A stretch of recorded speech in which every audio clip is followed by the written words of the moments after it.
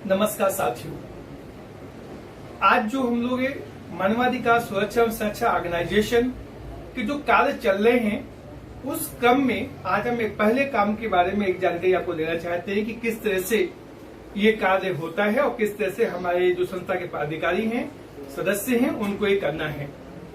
ये कार्य सभी के लिए है, जितने लोग जुड़े हैं, चाहे वो संस्था के किसी पद पे हो या ये संस्था के नामक सदस्य हो, चाहे वो राष्ट्रीय लेवल पे हो, चाहे वो विधानसभा लेवल में हो या ग्राम लेवल में हो, यह कार्य सभी के लिए अनिवार्य कार्य है।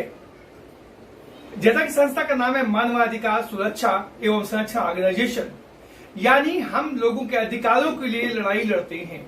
लोगों के अधिकारों के हनन होने पर उनके अधिकार दिलाने का काम ये संस्था करती है। तो उसी क्रम में जो संस्था का पहला मुख्य उद्देश्य के अनुसार जो कार्य है वो है हमारा जन सुनवाई का कार्य। जन सुनवाई मतलब लोगों की समस्याओं को सुनना। मैंने कल के वीडियो में बताया था कि संस्था के सभी पदाधिकारी जिले लेवल के हों, प्रदेश लेवल के हों, मंडल लेवल के हों, राष्ट्रीय लेवल के हों, कोशिश करें कि अपने यहाँ पर एक जन सुनवाई का आयोजन करना सुनिश्चित करें। यह समस्या लेने का जो सिस्टम है इसको आप अपने अनुसार बना सकते हैं। मैंने कल बताया था वीडियो में आपको कि आप जो है जन सुनवाई हफ्ते में 1 दिन या अल्टरनेट वीक में, मतलब महीने में 2 दिन, 3 दिन, 4 दिन, जैसा आपकी सहूलियत हो उस अनुसार आप इसको करिए। वैसे संस्था जो है प्रत्येक रविवार को अपने कार्यालयों में जन सुनवाई का आयोजन करती है, लेकिन लॉकडाउन की वजह से अब यह आयोजन सोमवार को हो रहा है। फिर भी आप लोग इसको अपनी इच्छा अनुसार, अपनी सुविधा अनुसार कर सकते हैं। हमें करना क्या है कि अपने घर पर, अपने कार्यालय पर हमें एक बोर्ड लगाना है कि यहाँ पर जन समस्याएं सुनी जाती हैं। प्रत्येक रविवार को या जो भी आपका टाइम शेड्यूल हो वो टाइम शेड्यूल लिख के लगाइए। उसमें टाइम लिखिए, 2 घंटे, 3 घंटे, जिस समय से आपको सहूलियत लगे उस समय उस दिन लिख करके बोर्ड लगा दीजिए। लगाने के बाद ये सुनिश्चित कर लीजिए कि उस दिन आपको जरूर बैठना है जन समस्याएं लेने के लिए। अब हम बात करते हैं कि शिकायतें कैसे लेनी हमको है, शिकायतों पे कैसे हमें कार्रवाई करनी है, किस तरह शिकायतें हम ले सकते हैं, ये हमें मालूम होना अति आवश्यक है। तो सबसे पहले हमें ये बताना चाहते हैं आपको हम कि हम सेकेंड लेवल शिकायत लेते हैं। सेकेंड लेवल का मतलब होता है कि पहले वो पीड़ित व्यक्ति अपने संबंधित विभाग में जाए, जिस विभाग से पीड़ित है या जिस विभाग की समस्या है उस विभाग में अपनी समस्या को लेकर जाए, वहां पर प्रार्थना पत्र दे जाके। यदि वो प्रार्थना पत्र नहीं लेते हैं या प्रार्थना पत्र लेने के बाद उस पर कार्रवाई नहीं कर रहे हैं, एक लंबा समय निकल गया है, तब आप वो समस्या संस्था के पास लेकर आओ। संस्था समस्या लेगी आपकी और आप उस समस्या को लेने के अधिकारी हैं। मेरी बात समझ गए? सेकेंड लेवल का मतलब कि पहले वो संबंधित विभाग को जाकर दे, फिर उस विभाग के रिफ्यूज करने पर या उस पर कार्रवाई न करने पर वो हमारे संस्था के पास आएगा और तब हम उसकी कंप्लेन या शिकायत हम लेंगे। शिकायत के लिए कोई बहुत बड़ी फॉर्मेलिटीज नहीं करानी हम लोगों को है। एक पीड़ित व्यक्ति जब हमारे पास आ रहा है, हम नॉर्मल वे पे शिकायत लेंगे उसकी, यानी एक नॉर्मल पेपर पर अपनी शिकायत लिख के हमें दे दी। हमें बहुत बार नहीं कि एफिडेविट लेके आओ, ये करके कुछ नहीं करना। हम पीड़ित व्यक्ति को बहुत सरल भाव से काम करना हम लोगों को उसके साथ में है। यानी एक नॉर्मल पेज पे शिकायत लिखे, सेवा में जो आपका पद है, आप सदस्य है या पदाधिकारी जो भी आप हैं, अपने नाम शिकायत लेने के आप अधिकारी हैं हमारे यहाँ पर। सेवा में अपना पद लिखवाइए, जिले का नाम लिखवाइए या जो इस कार्यकारिणी के आप पदाधिकारी वो नाम लिखवाइए। उसमें मान लिया आप जिले अध्यक्ष है, सेवा में जिलाध्यक्ष, जहाँ के जिलाध्यक्ष वो सिटी का नाम हो गया। फिर मानवाधिकार सुरक्षा एवं संरक्षण ऑर्गेनाइजेशन, फिर क्या विषय क्या है, किस वजह शिकायत ले, विषय पड़ गया।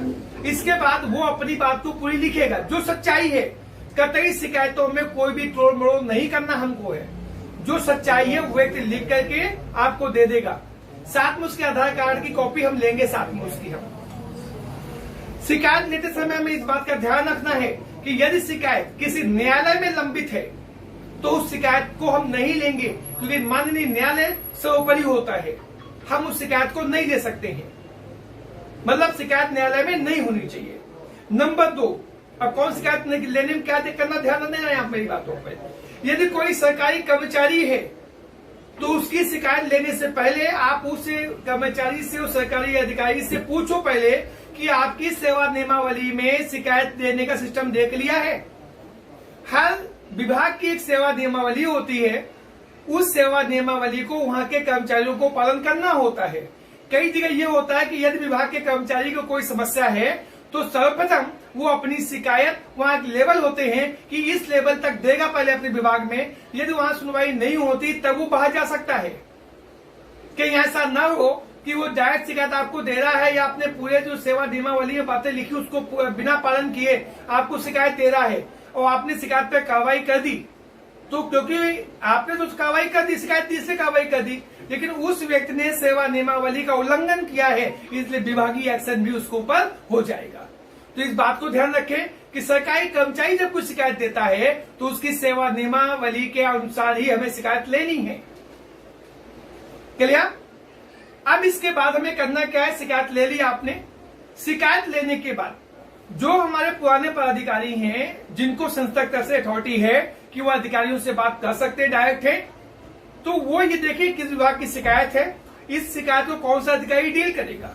तब आप उस शिकायत को संबंधित विभाग के अधिकारी से बात करिए, ये शिकायत हमारे पास आई है, इस पे कार्रवाई क्यों नहीं की आपने, मैटर बड़ा लगता है, मैटर ज्यादा है, लगता है पास से काम नहीं चलेगा, तो आप लेटर हेड पर लिख करके उस संबंधित विभाग को भेजेंगे, आप उस संबंधित अधिकारी को भेजेंगे शिकायत को कॉपी लगा के ये शिकायत संस्था के पास आई है, इस पर उचित कार्रवाई की जाए। भेजने से पहले संस्था के हेड ऑफिस को पूरी कंप्लेन व्हाट्सएप करना जरूरी है, वहां से अनुमति मिलने के बाद ही संबंधित अधिकारी को आपको भेजना है।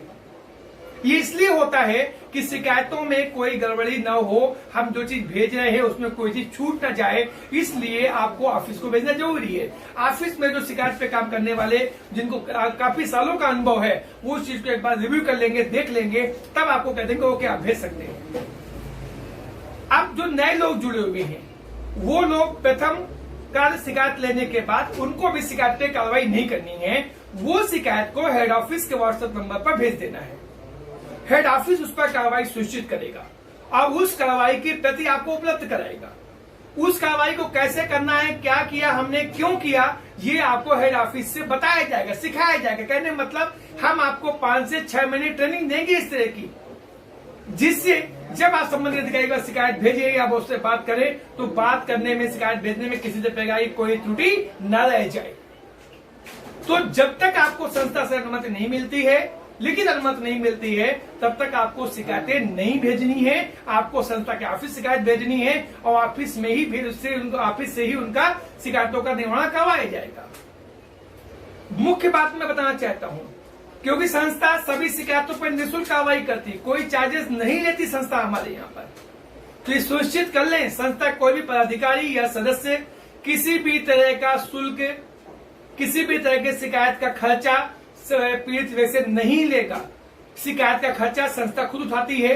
आपको सिर्फ उससे शिकायत लेनी है, नॉर्मल कंडीशन में शिकायत लेनी है। कुछ कंडीशंस में हम लोग एफिडेविट शिकायत लेते हैं, वो उन गंभीर मुद्दों पे लेते हैं जो कि बहुत बड़े मुद्दे, बहुत गंभीर मुद्दे होते हैं और हमें ऐसा शक होता है कि ऐसा न हो जो आज शिकायत करता है, शिकायत लेके आया है, ये कल पलट न जाए। तो उन शिकायतों को हम लोग जो है एफिडेविट 10 रुपए के एफिडेविट पे लेते हैं और नोटरी करवा के लेते हैं, विद गवाह और उसकी फोटो सहित लगवा के लेते हैं उस शिकायत को। साथ में आप कोई भी शिकायत जो सामाजिक समस्याओं की है वो आप ले सकते हैं। जैसे कोई भ्रष्टाचार है, कहीं कोई सरकारी मशीनरी भ्रष्टाचार कर रही है, जैसे गांव में शौचालय की समस्याएं, शौचालय बहुत गलत तरीके से बनाए जा रहे हैं, आधे अधूरे बनाए जा रहे हैं, ऐसी शिकायतों को लेने से पहले संस्था से बात कर ले।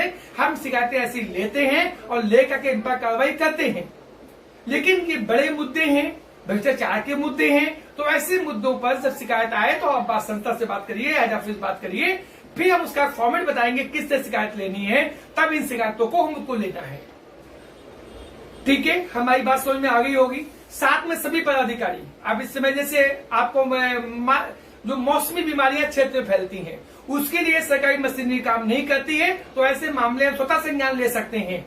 जैसे क्षेत्र में दवा छिड़काव ना होना, फॉगिंग ना होना, बरसात के मौसम में जो है जल भराव होता है, जल भराव की वजह से डेंगू मच्छर या तरह तरह की बीमारियां पनपती हैं, तो ऐसी चीजों को आप स्वतः संज्ञान ले सकते हैं। शिकायत का इंतजार नहीं करिए, आप स्वतः संज्ञान ले सकते हैं कि हमारे क्षेत्र में या इन क्षेत्रों में दवा छिड़काव नहीं हो रहा है, और शिकायत बना करके संबंधित विभाग को भेज सकते हैं, या संस्था हेड ऑफिस बात करके कैसे भेजना है वो जानकारी प्राप्त करके संबंधित विभाग को भेज सकते हैं।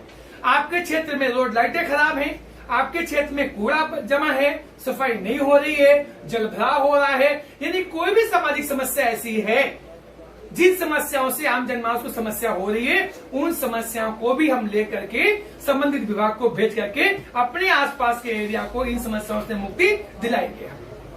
कभी कोई समस्या हो, संस्था का हेल्पलाइन नंबर 9044869261 6264 या आपातकालीन नंबर 9140414169 पर कॉल करके कभी भी आप 24 घंटे समस्याओं का समाधान प्राप्त कर सकते हैं, और कोई समस्या है तो आप उसकी जानकारी ले सकते हैं। कोई चीज पूछने में कोई परेशानी नहीं होती है बजाय गलत काम करने के। इसके बावजूद भी कोई समस्या आपको है, आपको कोई चीज समझ में नहीं आई है, आप हमें पर्सनल नंबर व्हाट्सएप करिए, हम आपको उन चीजों के बारे में जानकारी देंगे। धन्यवाद दोस्तों।